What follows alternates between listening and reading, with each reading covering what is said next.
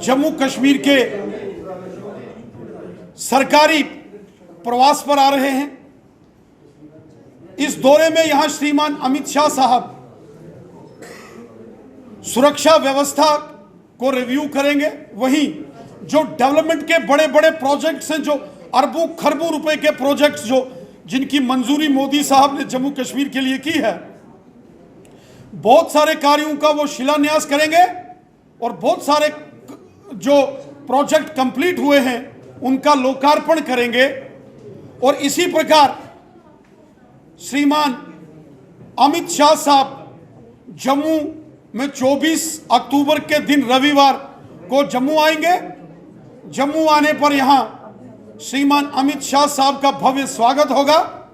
हम सब जानते हैं केंद्र की नरेंद्र मोदी साहब की सरकार ने जो जम्मू कश्मीर के संदर्भ में बहुत बड़े ऐतिहासिक निर्णय जो माजी में लिए हैं, उन निर्णयों में बहुत बड़ी अहम भूमिका श्रीमान अमित शाह साहब की रही है। जम्मू कश्मीर का बच्चा बच्चा अमित शाह साहब से प्यार करता है, उनका मान सम्मान करता है। एक का 24 अक्टूबर के दिन जम्मू में जेडीए ग्राउंड जो भगवती नगर में है, वहां एक बहुत बड़ा कार्यक्रम का आयोजन किया गया है। यहां जो जो सरकारी योजनाओं के लाभार्थी हैं, चाहे वो गुजर बकरवाल समुदाय के लोग हों जिनको मोदी सरकार ने पॉलिटिकल रिजर्वेशन दी और फॉरेस्ट एक्ट जो उनके लिए फॉरेस्ट राइट्स, जो 24 अक्टूबर रविवार को जो आईसीसी T20 वर्ल्ड कप का मैच होने वाला है, भारतीय क्रिकेट टीम विराट कोहली साहब की सेना पाकिस्तानियों को धराशायी करेगी और उस खुशी में आप जश्न मनाएंगे और सब मिठाई बांटेंगे। Thank you. साथियों, जैसा कि हम सब जानते हैं, मोदी सरकार के नेतृत्व में भारत ने एक बहुत बड़ा इतिहास कायम किया है। कोरोना वायरस महामारी के विरुद्ध लड़ते हुए हमारे देश के यशस्वी प्रधानमंत्री श्रीमान नरेंद्र मोदी साहब के नेतृत्व में 100 करोड़ से अधिक वैक्सीन्स हमारे देश के अंदर लगाई गई हैं।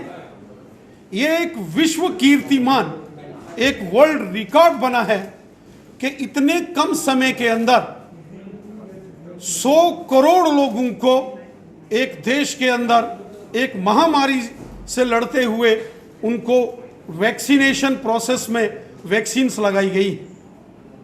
हम सब जानते हैं, जब कोरोना वायरस महामारी ने पूरी दुनिया के अंदर प्रलय मचाई, अमेरिका, इंग्लैंड, चीन, जापान जैसे देश, इटली और फ्रांस जैसे देश धराशायी हो गए।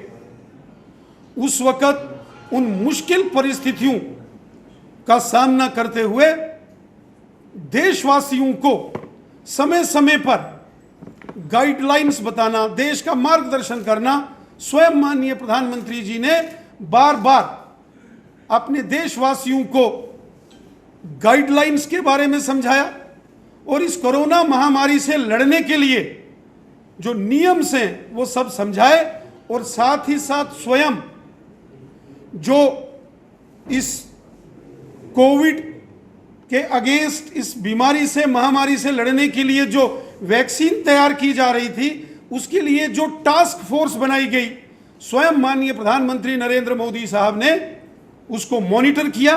कई रात लेबोरेटरीज के अंदर माननीय प्रधानमंत्री जी इस पीरियड के अंदर वो रहे।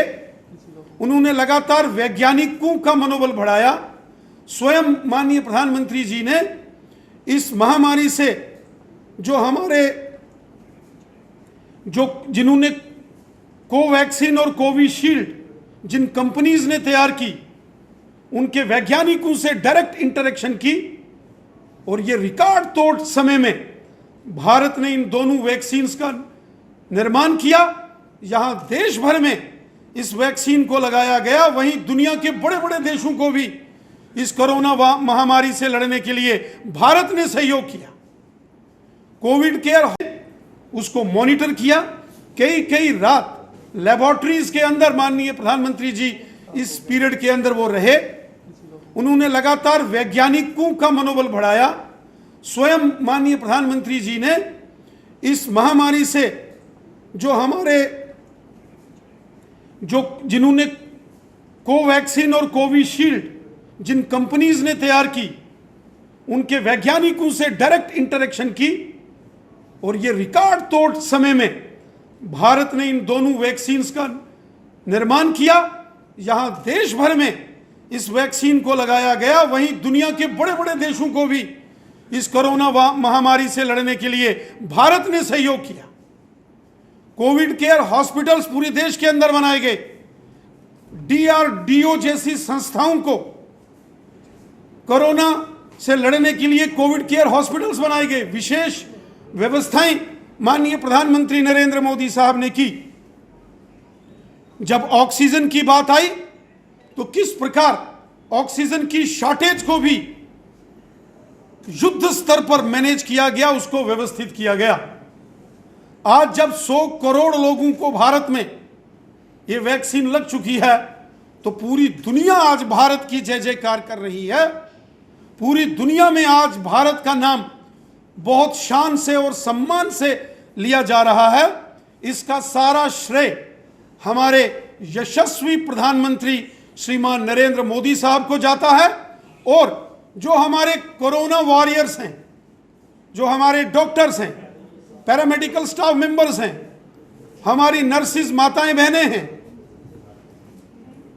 हेल्थ वर्कर्स हैं, जो हमारे सफाई कर्मचारी हैं, पुलिस कर्मचारी हैं और जो प्रशासनिक अधिकारी जिन्होंने अपनी जान हथेली पर रखते हुए, अपनी जान की परवाह न करते हुए, जिन सहयोगी साथियों ने इस कोरोना वायरस महामारी के खिलाफ, इस पैंडेमिक के खिलाफ एक युद्ध लड़ा, मैं उन सब का भी हृदय से धन्यवाद करता हूं।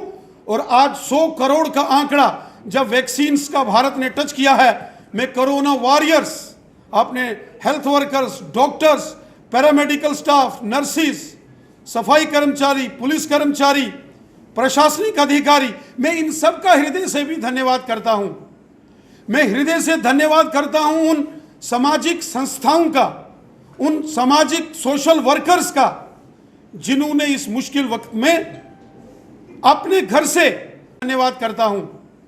मैं हृदय से धन्यवाद करता हूं उन सामाजिक संस्थाओं का, उन सामाजिक सोशल वर्कर्स का, जिन्होंने इस मुश्किल वक्त में अपने घर से राशन घर से निकालकर जरूरतमंद लोगों को वितरित किया गया।